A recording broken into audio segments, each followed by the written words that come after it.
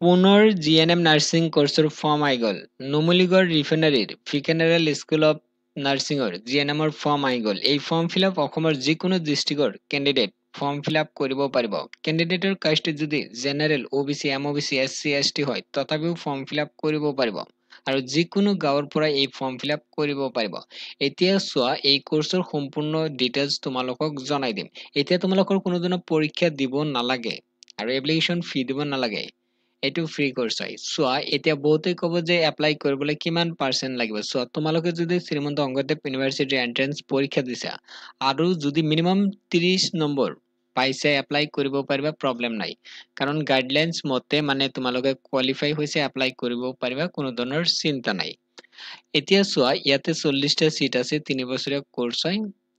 আৰু তোমালোকৰ form fill up মানে আগষ্টৰ 14 তাৰিখৰ পৰাই হৈছে এতিয়া ইম্পৰ্টেন্ট পইণ্ট মানে কি হয় বহুতে মানে কম্পিউটাৰ দোকানত যাই ফৰ্ম ফিলআপ কৰে সেইবিলাক দোকানৰ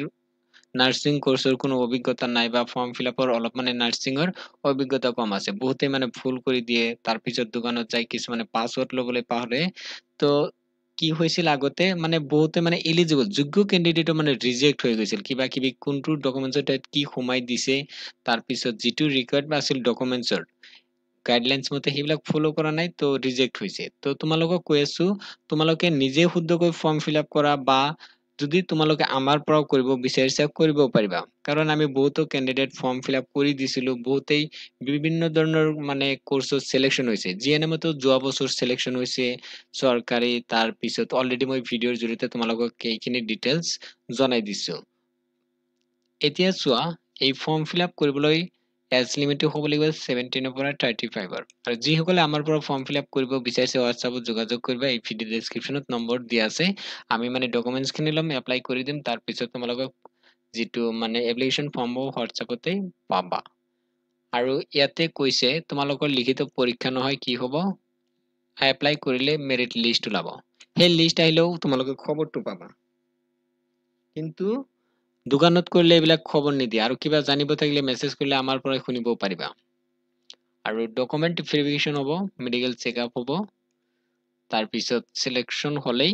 তোমালোকে এডমিশন ল'ব পাৰিবা ইয়াতে লিংক আছে লিংকত ক্লিক কৰি তোমালোকৰ ৰেজিষ্ট্ৰেচন কৰি ল'ব লাগিব তাৰ পিছত তোমালোকে এপ্লাই কৰিব পাৰিবা ফৰ্ম ফিলআপৰ সময়ত কিন্তু যেটো গাইডলাইনছ আছে হিমতে নকৰিলে কিন্তু বহুতে ৰিজেক্ট হয় এলিজিবল অৰ্থাৎ যোগ্য ক্যান্ডিডেটও মানে ৰিজেক্ট হৈ যায় এখানে কৈছে তোমালোকে শুদ্ধকৈ ফৰ্ম ফিলআপ কৰিবা তাৰ পিছত এই যিবিলাক ডকুমেন্টছৰ সাইজ আছে সেইমতে এপ্লাই মানে আপলোড কৰিবা নহলে কিন্তু ৰিজেক্ট হ'ব এতিয়া কাম কৰা এই ভিডিও ডেসক্ৰিপচন বক্সত লিংক দিছো লিংকত ক্লিক কৰি তোমালোকে বাকি ডিটেইলছ খিনি চাই ল আৰু মোবাইলতে এপ্লাই কৰিব পাৰিবা আৰু যদি আমাৰ পৰা কৰিব বিচাৰিছে হোৱাটছআপত যোগাযোগ কৰিবা এইখিনি আছিল আপডেট আৰু নতুন আপডেট আহিলে পাই যাবা তোমালোকে ভিডিওৰ জৰিয়তে